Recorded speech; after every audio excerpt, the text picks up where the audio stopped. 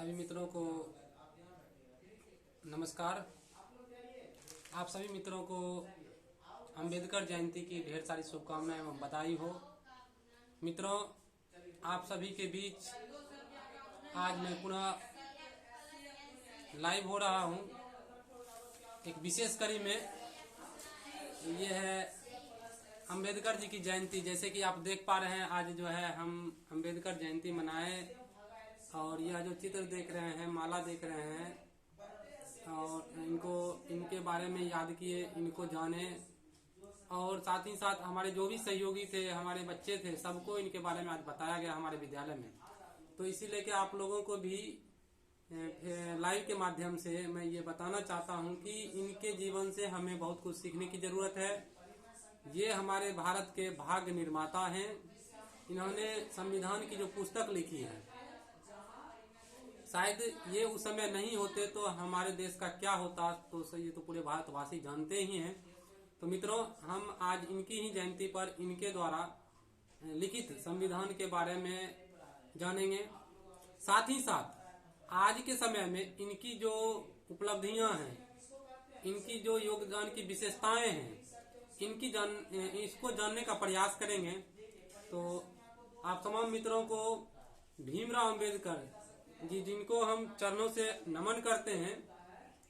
नमन करते हैं और इन्होंने अंत जीवन में बौद्ध धर्म, जैसे कि आपने देखा है कि इन्होंने ये यहाँ जो भगवान बुद्ध की मूर्ति है और हाथ में जो एक संविधान की किताब है, और यहाँ जैसा कि देख पा रहे हैं आप, पीछे जो है हमारा सांसद, भारत का संसद भवन है।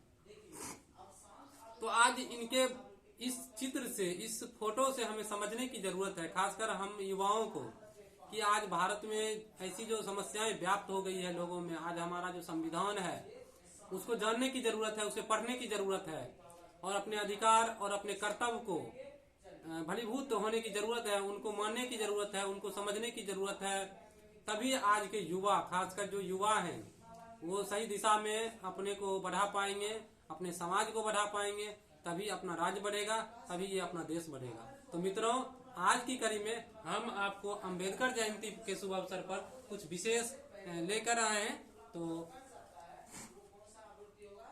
हम बताने जा रहे हैं कि एक समय था जब अंबेडकर जी से को बहुत ज्यादा विरोध का सामना करना पड़ा था, है ना। और हम सभी जानते हैं कि उनका जन्म जो है आज ही के दिन 14 अप्रैल 1891 ईस्वी में हुआ था, मऊ मध्य प्रदेश में। और जबकि वो सबसे पिछड़े जाति से जन्म हुआ था और उस समय, जिस समय इनका जन्म हुआ था, उस समय भारत में अंग्रेजों का शासन था और अंग्रेज तो हमारे ऊपर शासन कर ही रहे थे। साथ ही साथ हमारे देश के भी कुछ ऐसे नागरिक थे जिनको हम नागरिक तो नहीं बोल सकते हैं, इसलिए कि उन्होंने अंग्रेजों का सहयोग कर अपने ही देशवासियों का शोषण किया था और उन्होंने ही ऐसी जाति और वर्ग को बांटकर, शोषित कर अंग्रेजों को यहाँ पर फलने और फूलने का जो कोशिश में सहयोग किया था, उनके ऊपर भी आज हम चर्चा करेंगे। तो मित्रों, ये जो अंबेडकर जयंती है, ये भारत के एक ऐसे महान विभूतियों में से एक हुए जिनके अंदर हर एक वो कला थी। एक समाज सुधारक थे, वैज्ञानिक थे, उसके बाद राजनेता थे, राजनीतिज्ञ भी थे, कवि थे, लेखक थे। हर ये गुण से संपूर्ण थे। इनका किसी भी क्षेत्र में ऐसा हम लोग अनुमान नहीं लगा सकते कि ये हर क्षेत्र में निपुण थे। तो मित्रों, इनके जीवन से बहुत कुछ सीखने के लिए मिलता है कि किस प्रकार उस समय में जो जाति वर्ग को खासकर निचले जाति के जो लोग थे, उनके ऊपर किस तरह से जुल्म और सितम ढाया जा रहा था। उनके लिए जो छुआछूत की भावना थी, उनके लिए जो किसी भी क्षेत्र में कोई तरह का सहयोग नहीं था, उनके ऊपर इन्होंने लड़ाई लड़ी और फिर अंत में जब भारत आजाद हुआ, उनके लिए इन्होंने काम किया। इनका एक नारा भी फेमस हुआ था कि अगर यदि हमको बोला जाए तो पहले हम अपने जाति दलित के लिए लड़ेंगे, उसके बाद देश के लिए लड़ेंगे। तो मित्रों, उस समय की जो बात इनकी कही गई थी, कहीं न कहीं सत्य थी, क्योंकि इनके जो हमारे भारत में वर्ण और जाति व्यवस्था के ऊपर जो कुघात किया गया था अंग्रेजों के द्वारा और यहाँ के उच्च वर्गीय जनता के द्वारा, लोगों के द्वारा, उनके प्रति इनके मन में बहुत ज्यादा क्रोध और गुस्सा था।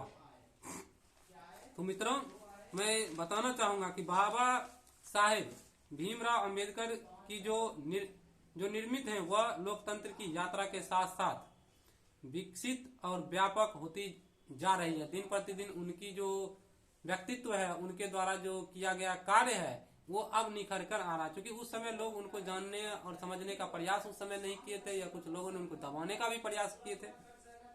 अम्बेडकर ऐसे समय में आए जब औपनिवेशिक का समय था। तब उन्होंने वंचित समाज के मुद्दे उठाए। उस समय उनका जो प्रभाव था आज उससे कई गुना ज्यादा हो गया है। उन्होंने पूरे समाज को प्रभावित किया और हम देख रहे हैं कि लोकतंत्र में उनकी जगह निरंतर बढ़ती चली जा रही है। आज चाहे कोई राजनीतिक दल हो, कोई भी विचार हो, अम्बेडकर सबकी जरूरत बन गए हैं। भारतीय समाज की आज जो राजनीति है उसके अधिकार हिस्से को अम्बेडकर ने प्रभावित कर रखा है। वह आज भी समाज को संबोधित कर रहे हैं और इसका सिद्धांत भी और व्यवहार भी, वह समस्या भी बताते हैं और समाधान भी देते हैं। इसीलिए अम्बेडकर हमारे लोकतंत्र में विचार व्यवहार में निरंतर साथ खड़े मिलते हैं। उनके निर्माण में नए नए रंग जुड़ते जा रहे हैं। जो दक्षिणापंथी की जरूरत है वह दलित समूह की जरूरत तो है ही, व्यापक भारतीय राजनीति की भी जरूरत है। वक्त के साथ उनके नए नए तत्व जुड़ते जा रहे हैं। उन्होंने दलित समाज, भारतीय समाज और लोकतंत्र के लिए भी खूब चिंतन किया है। अम्बेडकर के प्रभाव में दलित व वंचित समुदाय लगातार सतर्क और जागरूक होते जा रहे हैं। अम्बेडकर के प्रभाव में इन समुदायों को लोकतांत्रिक मूल्यों भी बढ़ता जा रहा है। दोस्तों, जाहिर है जब उसका मूल्य भी बढ़ता जा रहा है। इन समुदायों में जागरूकता बढ़ने में शिक्षा की भी बड़ी भूमिका है। अम्बेडकर खुद भी शिक्षित को बहुत मूल्यवान मानते थे। राजनीति में भी अम्बेडकर के नए नए स्वरूप बन रहे हैं। दक्षिण भारत में एक अलग तरह का अम्बेडकरवादी आंदोलन है। महाराष्ट्र में अलग अम्बेडकर है तो उत्तर प्रदेश, बिहार जैसे राज्यों में अलग है। एक पहलू यह भी है कि अम्बेडकर ने अपने विचारों से जो चेतना पैदा की है वह अलग से रेखांकित करने योग्य है। ऐसा अक्सर देखा गया है कि जब कोई विचारक चला जाता है तो वह बहुत प्रासंगिक नहीं रह जाता है। एक समय आता है जब लोग विचारक को भूल जाते हैं। अगर अम्बेडकर को हम देखें तो वह अपने समय में चुनाव हार गए थे, लेकिन आज अम्बेडकर इतने सशक्त हैं कि उनके नाम पर सत्ता परिवर्तन हो सकता है। मित्रों, तो ये चीज समझने वाली बात है कि मरने के बाद भी आज उतना सशक्त हो गए हैं। इसके अलावा प्रशासन में भी अम्बेडकर का असर पड़ा है। जो समूह चेतस हुए हैं वह शासन, प्रशासन और विकास में अपनी हिस्सेदारी के लिए लगातार प्रयासरत हैं। यह आज के समय का सच है कि हर जगह वंचितों को हिस्सा देना पड़ रहा है। अब सवाल यह है कि हम इतनी हिस्सेदारी मिल रही है तो दलित या वंचित समूहों में इतनी गरीबी या इतना अभाव क्यों है? इसकी एक ही वजह है कि शिक्षा का प्रसार अभी उतने गहरे तरीके से नहीं हुआ है। वंचित समूह में अभी तक एक छोटा हिस्सा ही शिक्षित व जागरूक हुआ है। जैसे जैसे उन तक चेतना पहुंचेगी, शिक्षा पहुंचेगी, उसमें विकास की आकांक्षा भी बढ़ेगी। अच्छे जीवन की कामना की चाह पैदा होगी, या जब यह चाह पैदा होगी तब लक्ष्य प्राप्त करने की शक्ति भी आएगी। ऐसे में अम्बेडकर का अभी तक जो असर हुआ है वह बहुत थोड़ा ही है। उनका बहुत बड़ा असर होना शेष है। जब ऐसा होगा तब यह एक बड़ा खजाना होगा जिससे भारतीय समाज संपन्न और सजग होगा। जब तमाम वंचितों तक रोशनी पहुंचेगी तब हमारा लोकतंत्र भी बदल जाएगा। मित्रों, बहुत ही ये आज जो है हर्षोल्लास का दिन है कि हमारे देश में ये भारत देश, जिसको भारत के नाम पर ये भारत पड़ा है और भारत माता को हम लोग पूजते हैं, ऐसे धरती पर ये जो धरती है ऐसे ऐसे वीर सपूतों और ऐसे ऐसे महापुरुषों को जन्म दिए हैं जिनको जानने और पढ़ने की जरूरत है। तो आज जो 14 अप्रैल के दिन हम आप लोग के बीच लाइव हुए हैं, इन्हें भी जानने की जरूरत है और अपने समाज में परिवर्तन लाने की जरूरत है। आज वो दौर है, हम युवाओं से चाहेंगे, जो हमारे युवा आज सुन पा रहे हैं हमारे इस लाइव के माध्यम से, मैं उन युवाओं को ये कहना चाहूंगा कि आप अपना आत्मविश्वास मत खोइए, आप आज के समाज में परिवर्तन लाइए। ये परिवर्तन का दौर है और आप परिवर्तन कर सकते हैं। दुनिया का इतिहास देखिए, जब भी युवा जागा है उन्होंने समाज को और अपने देश को परिवर्तन की ओर बढ़ाया है।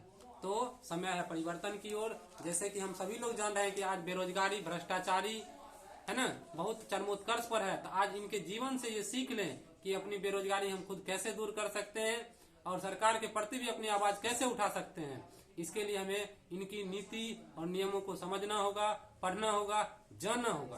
तो मित्रों, अब प्रश्न उठता है कि जब यह होगा तो उसके पहले क्या बदलाव होंगे। वास्तव में ऐसे बदलाव भी लगे हैं। वामपंथी पार्टियों और भाजपा भी अंबेडकर को याद कर रही है, उन्हें जरूरी मान रही है। अपनी योजनाओं में अंबेडकर को शामिल करके चल आ रही है। सभी राजनीतिक पार्टियां जब यह काम करने लगेगी तब अंबेडकर की चेतना धीरे धीरे हर जगह फैल जाएगी, उनका नाम विचार फैलेगा। एक समय आएगा जब गुणात्मक परिवर्तन होगा और तब बड़े बदलाव आएंगे। वंचित दलित ज्यादा बड़े पैमाने पर संगठित होंगे। आजादी की लड़ाई जब चल रही थी तब एक तरफ गांधी उसका प्रतिनिधित्व कर रहे थे तो दूसरी तरफ अंबेडकर भी अलग स्तर पर सक्रिय थे, जैसा कि हमने अपने इतिहास में पढ़ा है और जाना भी है। उनका यह कहना था कि आजादी मिले तो दलित मुक्ति भी हो, यह नहीं कि आजाद तो हम हो जाएं, लेकिन वंचितों की स्थिति जिस तरह से तरस रहे हैं आजादी की लड़ाई में, वह भले आगे ना दिखे हो, ट्रेन न जलाए हो, नारे न लगाए हो, लेकिन वह आजादी के व्यापक विचार पर काम कर रहे थे। आजादी मिलने के बाद जो भारत बनना था उस पर चिंतन शुरू कर चुके थे। एक पक्ष यह मानना था कि गांधी जी के संदर्भ में उनका विरोध सही नहीं था, लेकिन वंचित दलितों का तबका यह मानता था कि उस समय यह विवाद होना जरूरी था। अंबेडकर को लगता था कि गांधी जी दलित मुद्दों को ठीक से संबोधित नहीं कर रहे हैं। अंबेडकर आधुनिकवादी थे, बाहर से पढ़कर आए थे।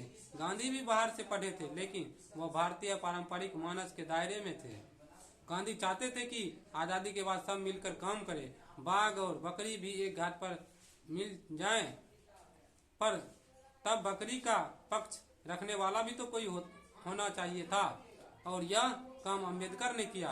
गांधी जी और अंबेडकर का विरोधाभास होना ही था, यह सकारात्मक था। अगर यह नहीं होता तो भारतीय आजादी भी पूरी नहीं होती। आज गांधी जी भी जरूरी हैं और अंबेडकर भी।